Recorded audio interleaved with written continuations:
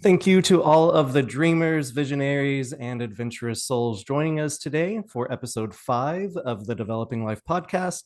My name is Devron Bowman, founder of the Developing Life, and I would like to welcome you to our continued celebration of Women's History Month. All March long, we're utilizing our platform to amplify the missions of powerful yet compassionate female leaders from across the globe. Our guest today joins us for a live discussion that's going to transcend borders, cultures, and conventional thinking. So, if you've ever wondered what it takes to craft a life of boundless adventure, meaningful connection, and global impact, or have ever wondered how one person can cultivate a career spanning continents, languages, and industries, you'll want to stick around for this entire conversation as our host Heather Crank sits down with Lisl MACDONALD, international adventurer, culture connector, business leader, author, and master of being provocative in a positive way. Throughout her life, Lisl has worked in London, Bangkok. She served clients across Thailand, Japan, Hong Kong, India, Singapore. She is living the creative's dream. Now semi-retired, she splits her time between Asia and Scotland as an angel investor, consultant, and mentor to founders, creatives, and misfits. It is a sincere pleasure to have you with us today, Lisl.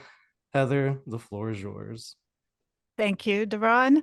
Lisl, I am so excited to have you here. For those people who don't know you and aren't familiar with the companies you've worked with, can you just give me a general description of your background and the companies and kind of a little bit about your history? Okay, thank you. First of all, that was a very lovely and generous welcome. And I'm very happy to be here with you today to have this conversation.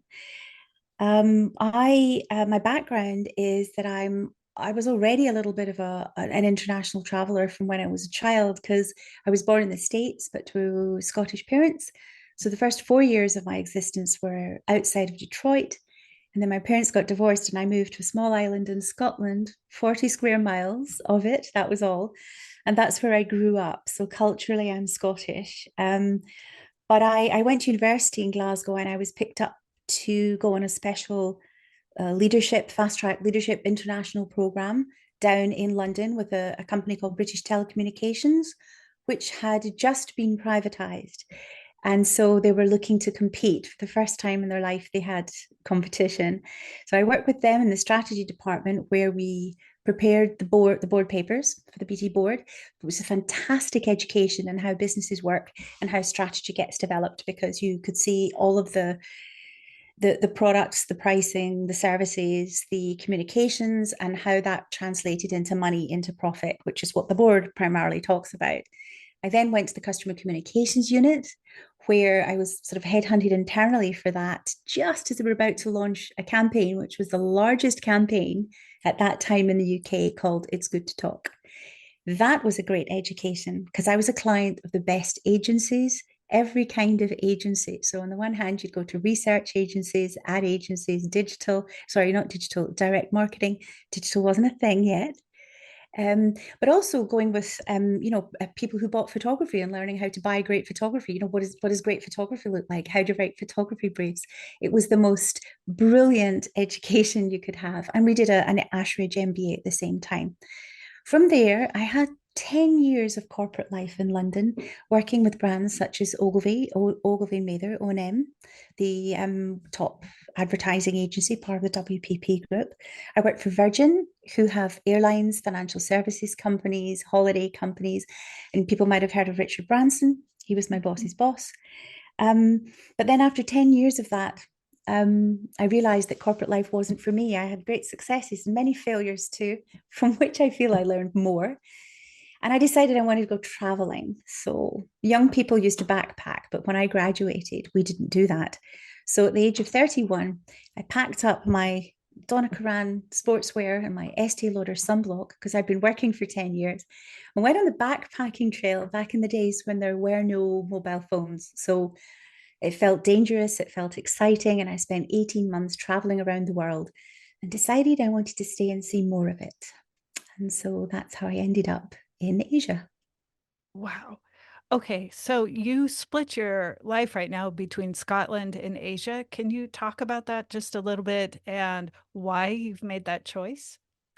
It's interesting because it wasn't actually a choice. So Oh, I lived, having traveled for 18 months, I wanted to stay in Asia. I imagined that I would learn Mandarin and go work in China. So I thought that Thailand was a good place to do that because, well, a couple of reasons. First of all, Thailand's not a former colony.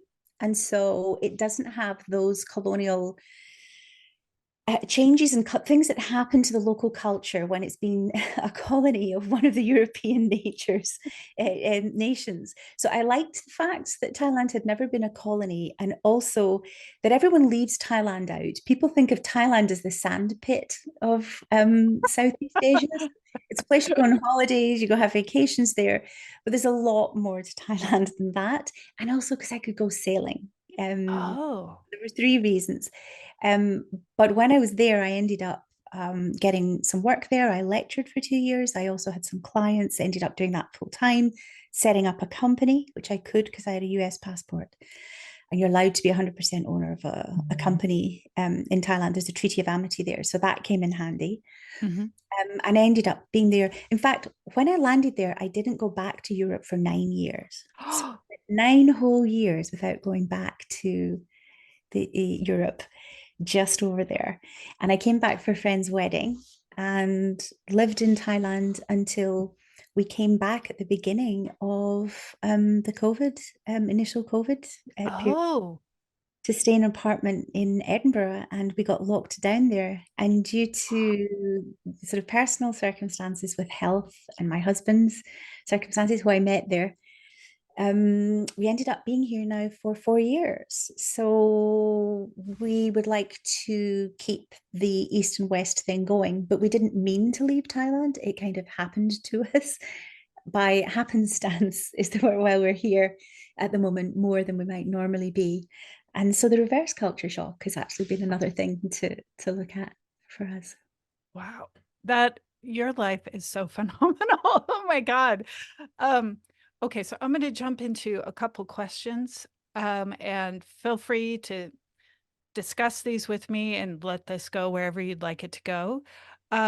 You mentioned that at some point in your career, a very powerful thought sunk in, and that you were not the cultural baseline, or you weren't the set of norms and behaviors and assumptions basically within a typical office culture. Can you explain what happened at that moment and the realization and how you navigated through that epiphany that you had, both personally and professionally?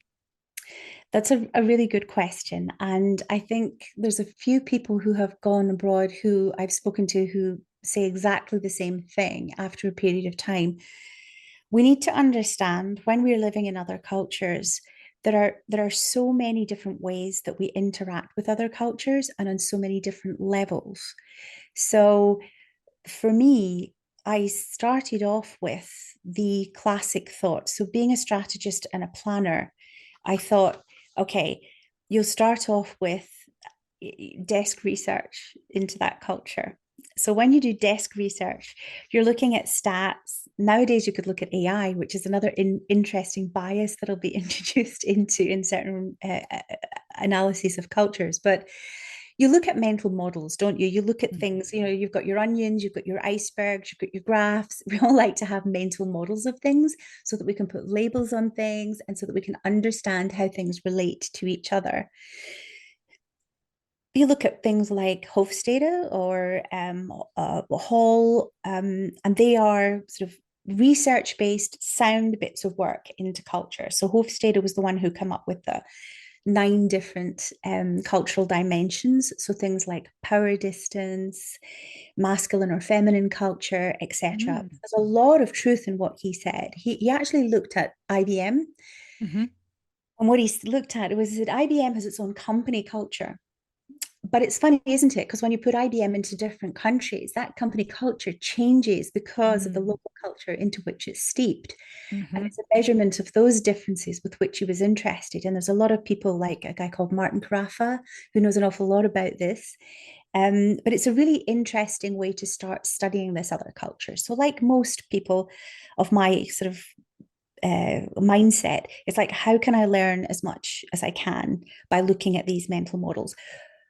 But looking at it from a creative perspective as well, which is interesting for your kind of audience, there's a wonderful Chinese German illustrator called Xie Li, and she's Chinese but ended up living in Germany, and she did beautiful diagrams, beautiful simplistic, not simplistic, simple diagrams to explain how she felt the cultural difference between Germany, a very sort of highly regulated, on time, etc. culture, quite individualistic, versus the Chinese culture that she grew up with. So she had diagrams which showed visually what the differences were. And I found that fascinating because without words, just using pictures, you could understand these differences. I highly recommend that people go and take a look at them. She's called Xie Li, Jiajiali. And it's really beautiful what she did. You can then think that these theories, like any theory of anything, it explains some of something, but not everything. Mm-hmm. Theories can give you a good foothold, a good starting point, but they'll never explain anything that's complex. It can only ever be a starting point. It gives you some practically useful things, but it tends to take the form of dry statistics, Right. things that you should and you shouldn't do, Mm-hmm. or labels that you can try to attach to things, but you may interpret them rightly or wrongly. And things are not always black or white or this way or that way. Mm-hmm. There was a guy called Gertz who talked about thick culture, where it's you can understand things on a thin level, but thick culture goes deeper and has a different approach. It's more anthropological. Oh, okay. So that was a really good starting point, and it's one that I would recommend to people. So first of all, do some desk research. It's really useful to know how many people, the religion, what people eat. It's really useful to get some label for things. So power distance, whether people, how they relate to family, that it's interesting. But when you're out in the wild, how does that help? Because you're trying to exist within a culture, and it's always different, isn't it, from taking, you can learn the theory of how to do heart surgery, fine, but to actually go and do it is a whole other thing. So Mm-hmm. culture is a little bit like that. You can learn the sort of slightly more dry but important basis of that, but then you have to actually learn how to implement it. So you learn things like the Thai language has 5 tones. You shouldn't use your feet to point at things. You Mm. don't wear your shoes indoor. You don't gesticulate too much. We why. But what it doesn't do is actually let you experience what things like the why. You know, when you see people do this, I mean, it's different in India. The namaste is a different thing, but this is the why. So it's interesting. Why depends on who does it first or who does it second. It's a little bit of a Wow. power thing. It's an Mm-hmm. age thing, and it's a societal position thing, and how high you put it is also important. So Oh. if you're young, if I was doing this to somebody younger, I would do it here because I've got the gray hair now, and you only do it up here if it's for the monarchy or Buddha. And where you do it here, it's like indication of how much respect I'm showing you in our social differences, as is the Japanese bow as well, how low and how you hold it. So it can teach you things like that, but they're quite complicated. And Mm-hmm. so you need to go on to the next step, maybe, which is step one is desk research, thinking again like a creative or a planner, a strategist, or a marketer. The next thing would be primary research. So now let's go out and explore things a little bit more in the wild. But that is all of the caveats of primary research, doesn't it, when you're looking into things? So you've got kinds of validity. So with market research, you've got 9 different kinds of validity, say. So you've got construct validity, internal validity, statistical validity. Asking questions is like, does this research actually capture the thing that it is that I'm trying to research? Does it Mm-hmm. actually map onto the thing, or am I describing something else? Do the results reflect the studied phenomenon, the thing that it is I'm trying to study? Mm-hmm. When you do research, so you're doing research in the States, Heather, or I'm doing research in the UK or in Thailand or somewhere. It's difficult, isn't it? Because Mhm. to use the old example, when you ask people, what do you have for breakfast? They say, I have oatmeals and berries and almonds and oat milk. And then you say, what did you have for breakfast this morning? I'll be like, well, I had a Coke and a Mars bar because I was in a rush. So, there's that classic thing about the distance between the actual research and how people like to perceive themselves, how people answer questions. There's a lot in there. It's the same with cultural studies as well. So you've got a lot of issues when you're trying to do primary research. And I have worked with a couple of companies who've been doing research in Asian companies and help them try to understand how to maybe adapt their research to different cultures as well. Because in sort of Northern European and North American countries, we're much more likely, when we're asked a question, it's much more likely to have an answer which people feel able to be direct. Now, we may hide things, of course, when we answer research questions, and we try to project things about ourselves. I'm a smart person, I'm a clever person. Oh. I choose Mhm. one. But where you have cultural differences, it can be really hard because we tend to use Western style empirical research methodologies and Karl Popper's theory and all that kind of stuff, whereas that Mhm. doesn't necessarily work somewhere else. So, whether you're trying to research a piece of copy, a product design, or understand how happy your staff are in your organization, your team, it's a little difficult because I think it was Heisenberg who said that when you study something, you change it. Oh. Observing and changes things. And, I think he was referring to quantum physics, but as with quantum physics, so it is with human beings. By studying something, people are changing their behavior when you're observing them. They can be useful, but you have to think if you want to get deeper and have Mhm. thicker understanding, you can go Mhm. from desk research to primary research, but then you need to move on to maybe if you're looking at culture to actually traveling. Mhm.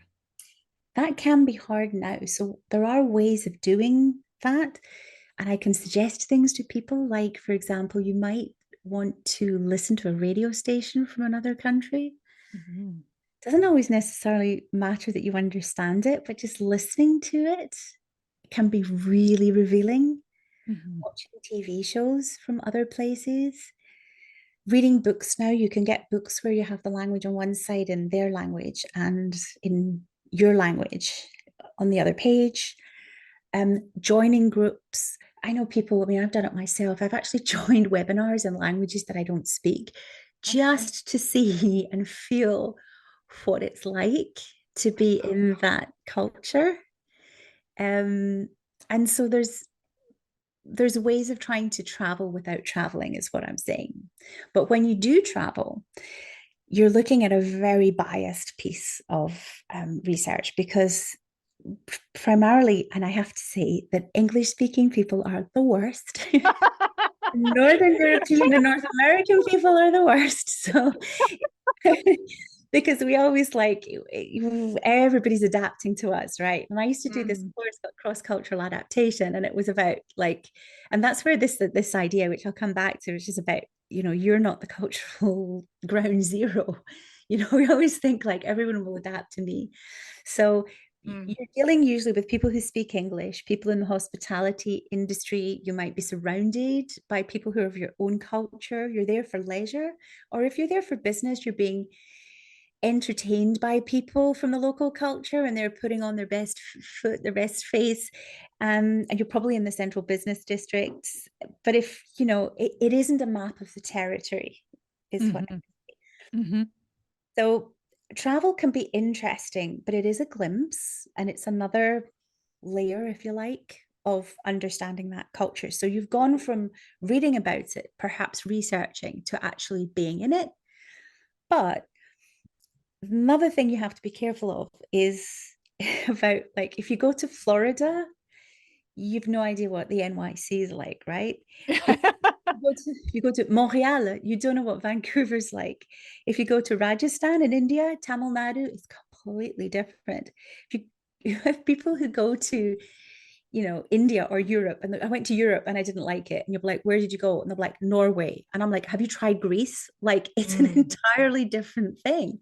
Mhm. So you have to be aware that that's also snippets. You know, if you go to Bangkok and Phuket in Thailand, you're not observing Thailand, you're observing snippets of it. And so you have to be careful that there's this kind of slightly less serious layer to it if you're just traveling, but it is a great way of observing. And if you're an artist or a problem solver, so for example, if you look at the way Thai people wrap things, this is another great thing because we're quite didactic in the West. We're always like, we have to be saving the environment, so let's look at plastics. A lot of plastics in Asia, don't get me wrong, but Thai people have been wrapping stuff up in pandan leaves and sticking them with little twigs, and that's how they transport. And you still buy that on the street, and it'll get served to you in restaurants because now it's kind of cool to have like street food. Right. Yeah. So you can look at those solutions and actually learn things instead of just thinking that you're there to export this kind of Western wisdom. It's just think like, what can I learn? What can I take from it? You know, smell things, breathe it in, watch people, talk to people. And I'll come back to the old Steve Harrison, who's a wonderful copywriter, who's in London. I worked with him over a period. I was his client, and then I worked with him at Ogilvy. And Steve always used to say, if you want to be a great copywriter, you shouldn't be listening and watching to the films of Kurosawa. You should be sitting in a cafe, listening to the conversation. And when we travel and we're on holiday or we're traveling for business, we tend to be very busy.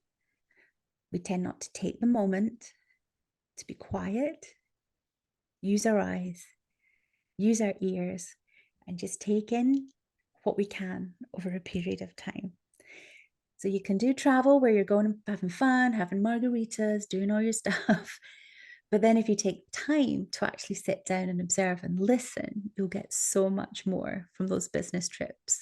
Set aside that time just to soak it in by osmosis. Just let it soak in. It's a funny thing about when I talk about the geography as well, because you think that, you know, we do tend to have these lumps like American culture, but there's lots of American cultures. Thai cultures, there's lots of Thai cultures, like different languages. But we're not always all different. So if you take Japan and you take the UK, on paper, it looks like they're very different cultures, right? The Japanese and the British share a lot of things in common. Japan and the UK are large populations on a small space of islands who have to find a way to have privacy without actually having a lot of space. So, for example, in America or Canada or some of those other countries, you've got a lot of space, physical space. Houses are big, cars are big.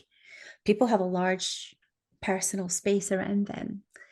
If you go to the UK and Japan, you're kind of shoved up against each other. You don't have much space per person. So what do we both do? We solve the problems of space and time is what we all do as humans. And the problem of not having space in Japan and Britain is solved in exactly the same way.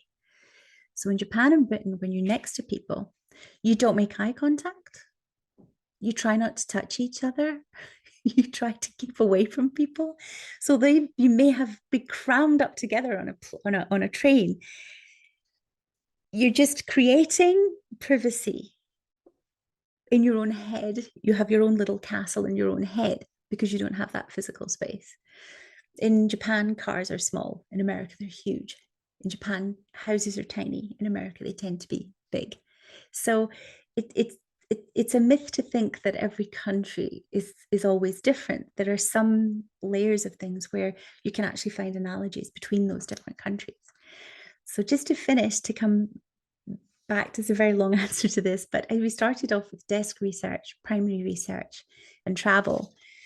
The final way where I came to my understanding of how to go around about cultures was by living in the culture. And that's probably the deepest dive you can take, right? Pack your bags, stay there. Yes.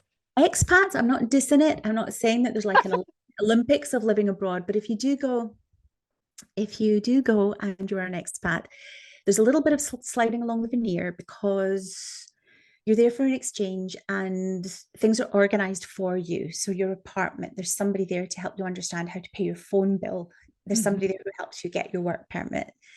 People will entertain you. And usually you're there in a position of power. So people are quite deferential to you, which is interesting. Whereas if you go as an expat, as not as an expat, but somebody who's actually kind of transplanted there, as I did, there's more jeopardy. And I always talk about this when I talk about culture. There must be jeopardy. Can you explain that? Well, by jeopardy, I mean that going, if you get posted to go and run a design consultancy in Singapore by a holding company, or if you work for Mars or Coca-Cola or somebody, and you're sent to Beijing to go and run a division there, you are going there with a different risk profile than to somebody who just arrives there like I did with a backpack and set up my own business, because you have to learn to do everything yourself. Okay. And nobody's being deferential to you. Remember, Thailand's not a former colony. They don't care. I love it. I love it. It's great. They're kind of like, this is how we do it. And, deal.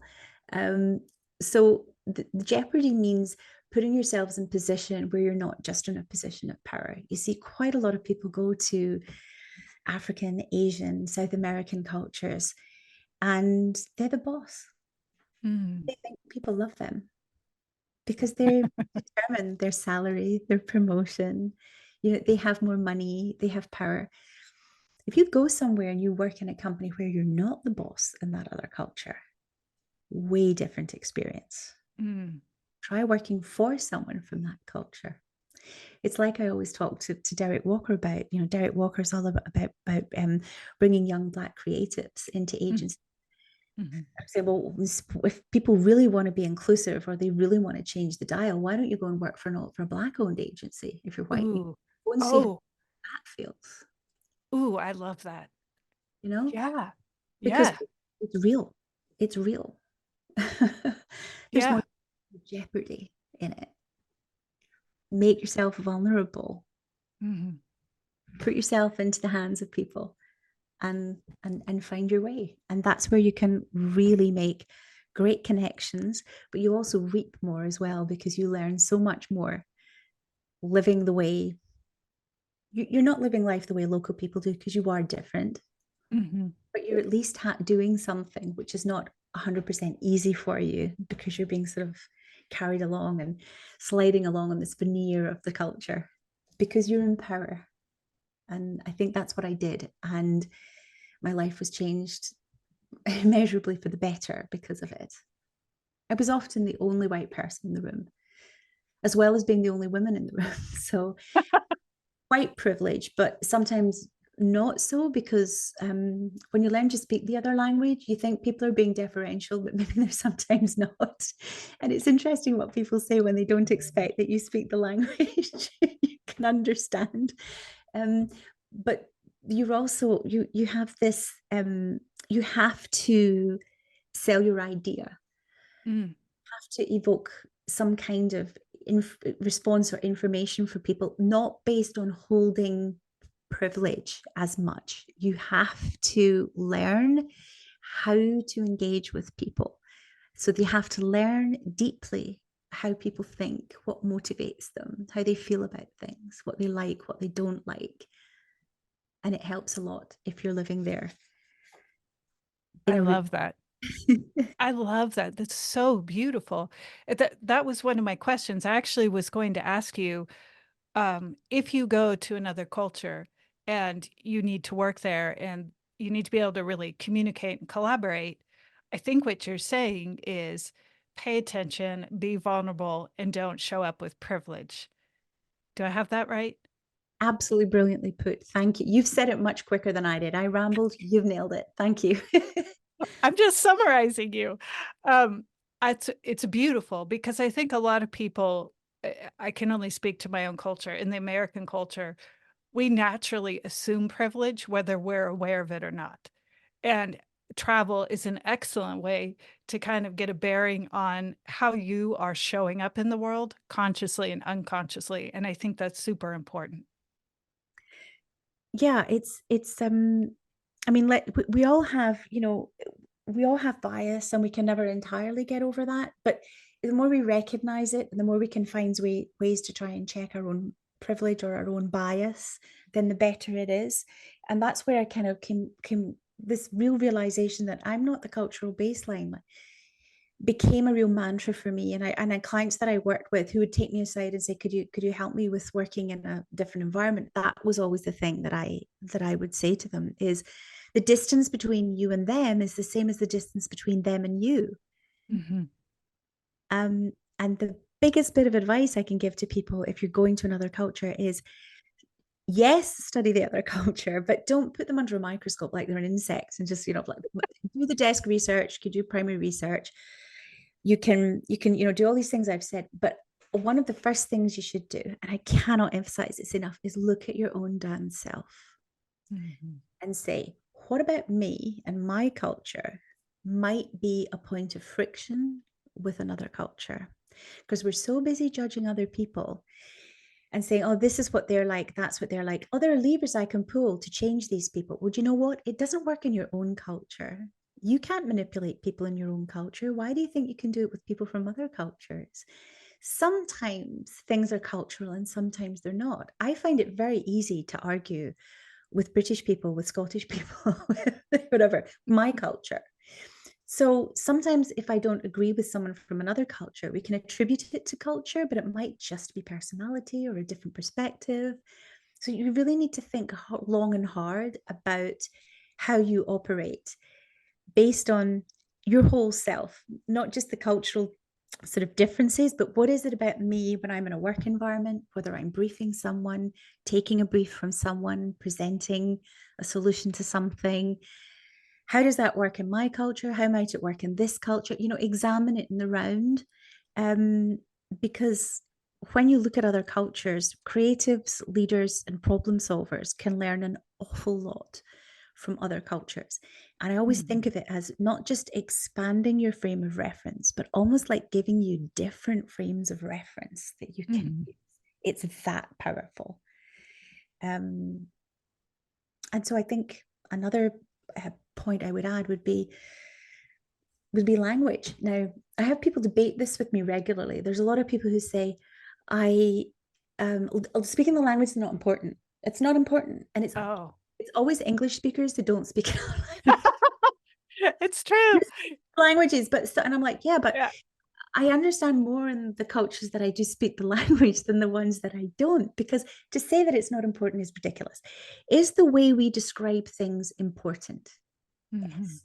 Are the words that we use in our own language important? Yes. So the words in their language are important. It's a thing. It's a big thing.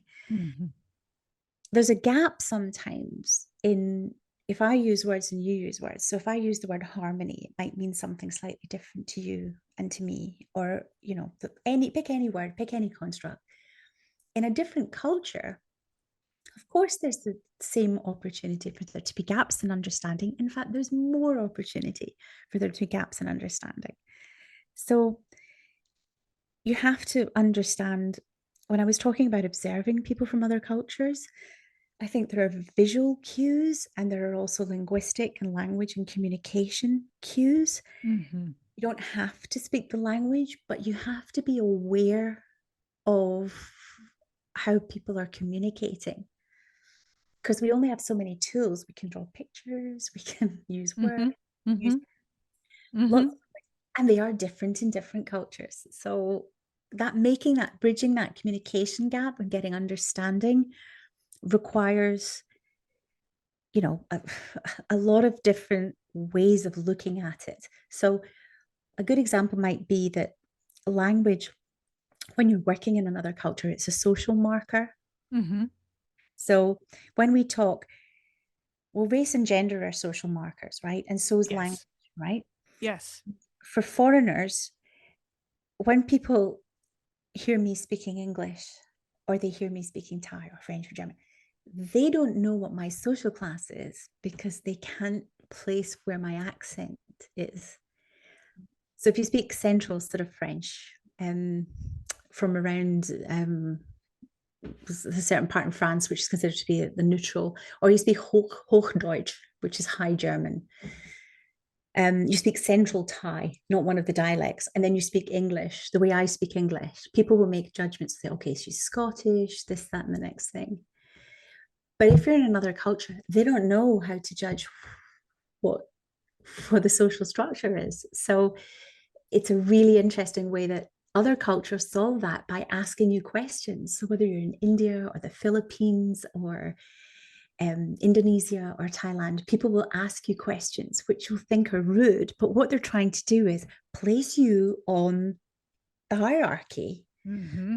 They'll Mm-hmm. say, how much money do you earn? Wow. No, because if you crash your car, in Thailand, if there's two cars hit each other, the person driving the more expensive car is going to pay for sure, even if it wasn't. So people look at you and they're like, we're driving the same car. Who of us is going to pay? But so implicitly, they're trying to work out where you are on the social structure, because they have a lot of words in their language for social relationships, much more than we do. Thai is it's interesting. It's a written Indian language from Bali and Sanskrit. Mm-hmm. So people who read that script could read some words in Thai, but they wouldn't know what they meant because it's a different spoken language, spoken differently. Spoken is a Chinese language, which is tonal with the 5 tones. Wow. So the 5 tones get you in a lot of trouble. They got like a million stories of me humiliating myself, and some absolutely wonderful, beautiful Thai people who are always so happy when you mangle their language, being really nice about it. Oh. To give you an example, I ordered a coffee one time and I said, which is cafe, sai nom. So cafe and sai is with a nom. And of course, you've got tones. So it's cafe, sai nom. Coffee with milk. Didn't know if I wanted milk. So I said cafe, sai nom. If you say sai and you string it out, it means shake. Oh. Nom doesn't only mean milk, it also means breasts. So Oh I no. literally said to the waitress, can I have a copy and can you shake your boobs, please? No, the whole of the table who were all Thai, they laughed. The waitress laughed because they know their language is hard because you have tones and long and soft vowels. And then when they told me what I'd said, I was mortified. But they said, don't worry about it. It's just funny because it's easy to do in Thai. Very thankful at how kind people are with the language over there. But we have to make sure that when we're listening, even if we don't speak it, that the quality of our listening and the quality of our observation is good. And it's something you have to consciously do. Mm-hmm. Rather than just speaking and broadcasting, we have to Mm-hmm. be silent and we have to learn to soak it in. Oh, it's so beautiful. I love that so much. I can apply that in so many areas of my life. My brain is exploding. Um, okay, so I would like to continue the focus, but shift it just a little bit. And I'd like to talk about a female's perspective. We are celebrating Women's History Month this month, and we are thrilled to have you here. We are focusing on some of our favorite female leaders. I would like to ask you about what have you experienced as a female in the industry and what unique challenges what you have faced? And what strategies did you use to overcome those challenges? I know myself personally, I've had a ton. I would love to hear about your experience. And also, we kind of covered this in the cultural context, but is the cultural context different for women than men when you're traveling abroad? Okay, great questions. So to answer the last one there first, yes, it is different because each culture has a different expression of the gender relationships. Although I will say that if you go right back to, um, if you think about cultures, if you even go back to something like architecture, the Forbidden City in China is influenced by Confucian thought. Mhm. Um, If you look at cafes in Paris are influenced by sort of existential philosophy. Mm-hmm. The Alhambra in Spain is influence is his Islamic Mm-hmm. influence in Mm-hmm. that thought. None of these ancient theories and philosophies ever have women, do they? They're all Mm-hmm. boys. So that is a universal truth, which is women have tended not to be that. Although there's a lot of matriarchal societies, which used to exist and some still do. When you go to another culture, I always try to be respectful. So the first part is I always try and be respectful and look at what the local women do. Mm-hmm. So if the local women will wear a loose scarf over their head, then I'll do that. So in certain places, I went way up country in India many times. I think I spent 6 months there once, and I went way up country, and I would occasionally have a little bit of harassment. So what I would do is I would make sure I wasn't exposing my shoulders, because that's not something you expose. I was wearing long trousers, and I would put a silk scarf over my head, and I would just put it around here and lower my head because I didn't want the attention. There's no point in getting into an argument because that's not what local women do. Mm-hmm. But there's a survival mode you go into in different cultures where you, and we do it in our cultures as well. We don't know how to keep ourselves safe with the keys in our hands. There's a whole, it's every culture. I always say no culture is better or worse than another. They're just different. So none of that nonsense about cultural superiority. But you can look in other cultures at how the women behave there. But when you go, once again, when you go as a white woman into those other cultures, I have had some privilege. I recognize that. Mm-hmm. Because I'm foreign, I am given permission perhaps to be a bit more outspoken. But then again, I am also used to sitting in a room full of older men in every different culture who will just, I will say something and they'll turn around and go to the guy at the end of the table and ask him. You can get that everywhere. That is served at all places in the world. So it's a kind of a universal truth that women do have, are treated differently. Now, I know people and I have friends who will say to me that we can't always blame it on misogyny. But when I'm told that I can't do something because I'm a woman, I'm saying that that's you telling me it's misogyny. And so I'm going to stick the big old misogyny label on that and say, okay. And there's a thing where, they say that if a man fails, his gender's irrelevant. Yes. Whereas when a woman fails, it's like, and there's a lot of that around right now in every culture. Mm-hmm. So I've also experienced that where, the you're told that you're not ready for something, and there's a guy that who is the same as you in terms of experience or ability, and he gets the promotion or he's earning more.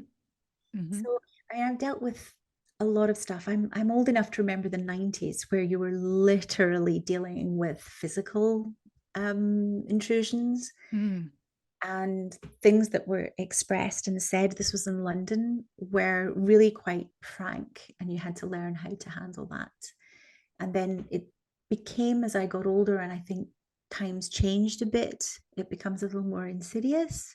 It can be a little more, not subtle, but it's different. I think Annalise, who was on your show the last time, was saying that you never quite have your time. So you go from being too young, too young, too young, too old. And I think there's definitely a thing now for women of my age, over 50, we were never really allowed to have our full power unless we really grabbed it with both hands when we were younger. And then we're told now that we're older and that we should shut up and we're not relevant and we become invisible. How to handle that, I think, is a question of insistence, quiet insistence. I'm very stubborn and I don't give up easily. That might be the Celt in me. We're really stubborn, like super stubborn. And I think that serves me well as I get older. I'm like, nah. But there are still rooms you're not invited into, and there's tables you're not invited to sit at. And as lots of people, including Cindy Gallop, would say, it's like make your own damn table and, get other people to sit at it. So it's changed through time culturally, and it's changed across cultures, but it's also changes with you individually, I think, as you age and you know more about yourself. Mm-hmm. You're able to own. Certainly for me, it took me, I'm a slow learner, it took me a long time to learn what my powers are. And I'm still learning. So I hope that the younger women on who listen to this, including Mel, who's here, hi Mel, great copywriter, learn and own your power as soon as you possibly can, because nobody can take that away from you. Your ace. Own it. Oh my God, I just got goosebumps everywhere. I'm going to ask one more question I'm curious about, and then I'm going to open up the Q&A. But if there was a place that you felt like you haven't been able to go in your career because of misogyny or timing or all the life stuff, is there somewhere you want to go now that you feel like you could because you know who you are and you're aware of your power? And how do you want to get there? Like, how can we help and assist you getting to your next step where you really desire to go? Oh, that's a difficult question, but a very good one. Thank you. Mhm. I think that um, there are a few things that I have on the table right now, which are new initiatives, new things. And I think what I really need to do is get the right people around me, Mhm. because I've listened in the past too much to people telling me that I couldn't or I was wrong. And it's always difficult, isn't it? It's like, should I listen to people telling me that because they're smart? Maybe Mhm. I'm wrong. And then the difference between, yeah, maybe that is wrong, or you can either listen to them too much or maybe not listen to the critics enough, and not finding that balance has always been a problem. And I think it is for a lot of women, Mhm. quite easily bashed down. Mhm. I think we need to, people, especially women over 50, that's the group that I can speak for now. I don't know what it's like to be 30 these days. That was a different era. But I think now we really need to stand our ground and make sure that we insist upon what it is that we need, whether it's funding, whether it's a Mhm. platform, whether it's sponsorship, whatever it is. We need to just have faith in the fact that we're moving in the right direction and make those plans and go for them. And for me, it's about trying to gather people around me who will tell me, Lisl, you're wrong. And I know that it's meant kindly and helpfully, but who will also say, go you, when I need it. And I want to be there for other women as well, which is why I'm an angel investor in female and minority founded companies. And I'm really interested in supporting women in creating their own businesses. And also when people are in businesses, and helping them be a success if I can. Mhm. Mhm. Offer them some provocations, some insights, some experiences and questions, because a lot of women know the answer, but they just need permission Mm. sometimes. True. And sometimes Mhm. just giving people permission, and me too, sometimes I need permission to just go ahead and do it. But that's okay, get it, surround yourself with the right people. Oh, I just love that so much. And I am so grateful that you're joining us here today live on video. I just want to reinforce how valuable you are, how much people love you, how excited they were in the response I'm getting that you're speaking to people live. People really want to hear from you, and I hope you do a lot more of it. Thank you. That's a really lovely thing to hear, and I appreciate it, Heather. Thank you so much. You're welcome. Okay, so we are at 12:50. So I'd like to open this up to Q&A.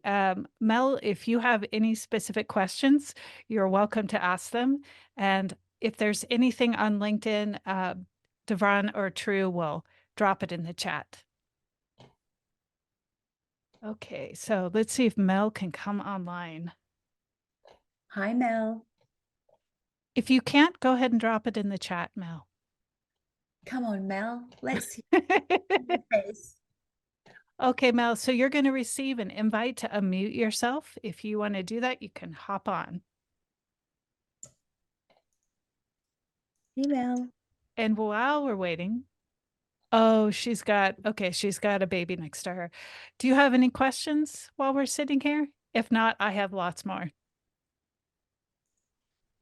Okay, well, wait. She seems busy.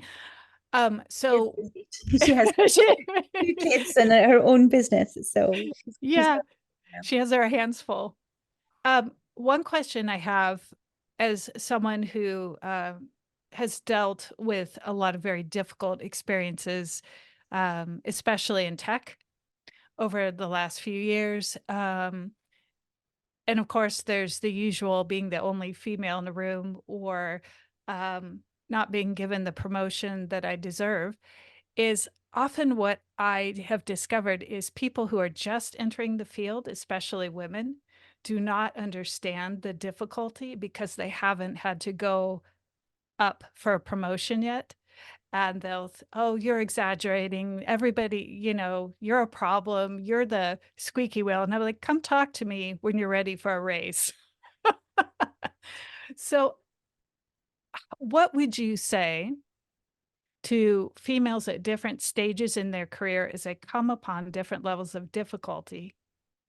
As far as addressing things like gaslighting from your superiors or other women who haven't yet had those experiences, um, and how to stand up for yourself without ending up, I mean, you're going to end up a pariah anyway, but doing it in a way where it's effective rather than creating a situation where you're completely pushed out. And maybe that can't be resolved.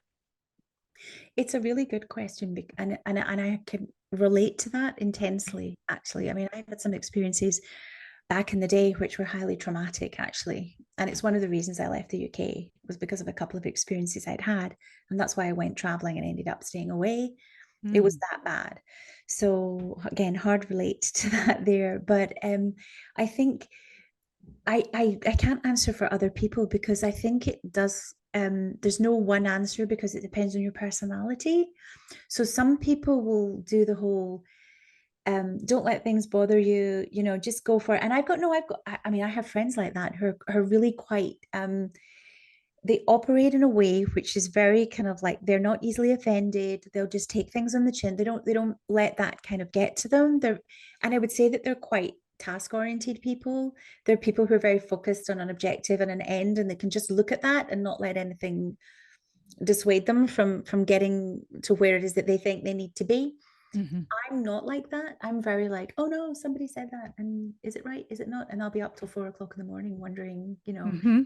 I mean, I'm getting better, but so I think a lot of how we react to these things depends on your own personality, and therefore the solution to that will probably depend on what type of person you are and how you operate. So, when people said to me, "Oh, don't let words bother you," and I'm like, words are everything. Like, I will take a word and I will parse it to death.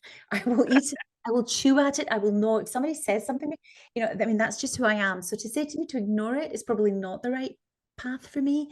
But there are other things that I do, like I try to think about the language that I use. And there's a really good book that I was recommended to me about 10 years ago by a guy who was just this amazing guy who was an incredible negotiator, and it's about nonviolent communication. And if you read a little bit about nonviolent communication or read some of the books about crucial conversations, I don't know if you've heard of, there's a book, I forget who wrote it, I can let you know, but crucial conversations. And it's interesting because it's about how you communicate when the stakes are like high. Hi. Yeah. When the emotion's high, and it gives you things that you can use and that you can say, and you can kind of adapt them for yourself. Don't not be yourself ever. No, you're you, and that's great. That you are good enough. But there are some tools and techniques that you can use to diffuse that situation, and also some things that you can do to learn ways of asking for things which you might not inherently feel comfortable with, and find something that fits. Try a few of these things on and see what fits and works for you. Mm. when you're asking for, raises or promotions, Mhm. Mhm. conditions, etc. So I find that looking at these things, they're not manuals per se, but they give you different options, and you'll find something you think that could work for me. I could see myself using that. Mhm. Um, Mhm. so I love it. one of the things in Asia I learned, it might seem hard to believe because I am a chatter, I'm a typical Celt, but it was silence. The art of so the art where when people say things, say nothing. Mm. And in Asia, you can learn anything like 2 minutes. Do you know how long 2 minutes of silence is? It feels Mhm. like the equivalent of 1,000 years in Mhm. Western, because we fill it. We fill it with we fill the silence.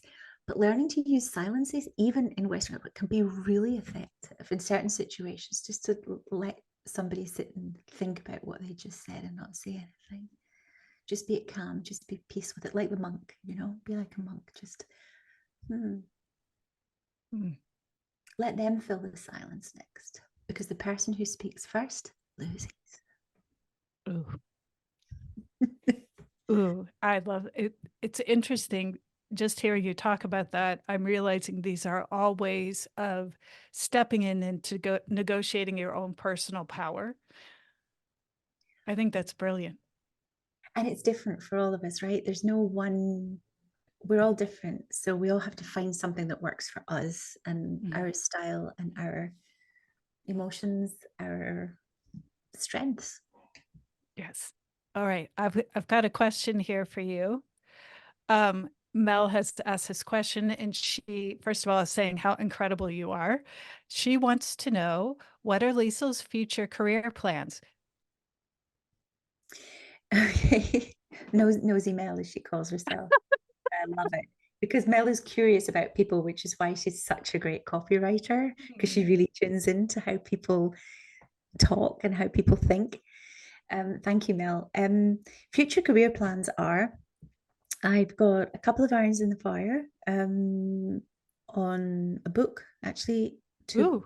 two books potentially. One of them is with a really impressive CFO on an area of entrepreneurship, and another one is something I'm doing on my own.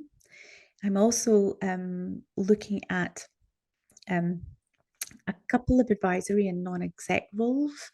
Mm-hmm. I've had to step away from some things in recent times because you got to find the right fit. And sometimes you feel that either you're contributing and people don't value it, or you feel that maybe someone else would be better to provide what it is you think that business needs at that time. And I'm very happy doing that. I know what I can offer, and I also know people who can offer something different.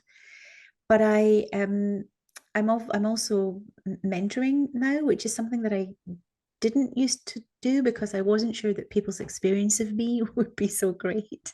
I was Oh. always worried about what the other person's experience was. But I've been asked so often that I am doing some coaching, do mentoring of female founders and diverse startups, because I'm passionate about that, and some creatives as well. Some Asian creatives are here, and because I kind of understand their background and where they're coming from. Mm-hmm. But I'm offering more in the area of mentoring and coaching, so people can reach out for that. And I have a couple of business things going on. My husband and I are working on. He's a lawyer, but he's okay.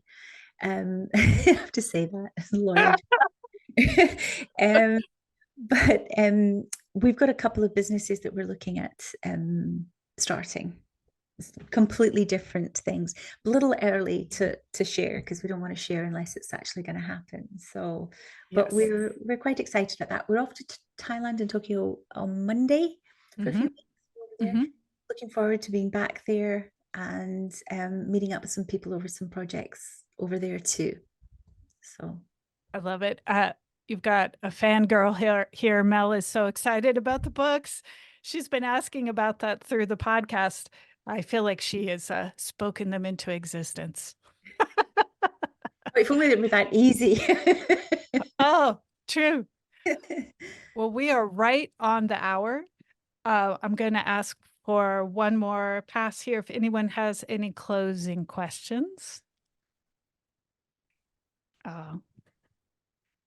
All right, Lisl. Well, I absolutely adore you. From the moment I met you, I just felt so much love for you and your mission and who you are and what you're doing. It's an incredible honor to be here with you. Would you please let the audience know where they can find you and how they can connect with you if they're interested in mentoring or buying your books?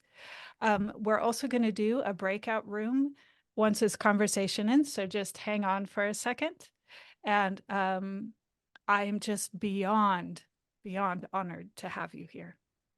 Thank you. I am so honored to be here. I love what you guys are doing. And Heather, I think you're the work that you do in AI, I keep pointing people to it because when people start saying criticizing what can be generated, I say you want emotion, you want creativity, you want something which is special. Go look at what Heather's doing because it's incredible. Thank And you. I think people should hear more from you also about, the ethics, the IP and stuff. So it's not just the creative side, but you've got the business side of that down, and it's just awesome. Thank you. Yeah. Thank you. So tell me, where can people find you, Lisl? They can find me on LinkedIn. I am Lisl, Lisl MacDonald, and you'll find me on LinkedIn. You'll find me as Lisy Mac on Twitter. And you can book some time with me, ask me for some time. If you could be clear about what that is, because I get a lot of requests, especially from startups looking for help or funding or both. But if you have something that you'd like to talk to me about specifically, hit me up on LinkedIn and we can start a conversation and see if there's something we can do together. I do a lot of different things. I am the emergency red button that people push when they're not quite sure what to do. Push the button and I'll see what I can do. Oh, I love it. And for the books that are coming out, is there going to be an announcement or how will people know? They will know when I fulfill my part of the bargain. My writing partner is wonderful and he has done his next part, and I'm the one who's been a little bit delayed on that. So there will be announcements, but we have a little ways to go to get it finished and edit it. But he's a previously published writer several times, so I'm in such good hands and learning so much from him as we go along. Right. Thank you so much, Lisl. I so appreciate you joining the Developing Life podcast. Thank you. Thank you. Khop kun ka, as we say in Thailand.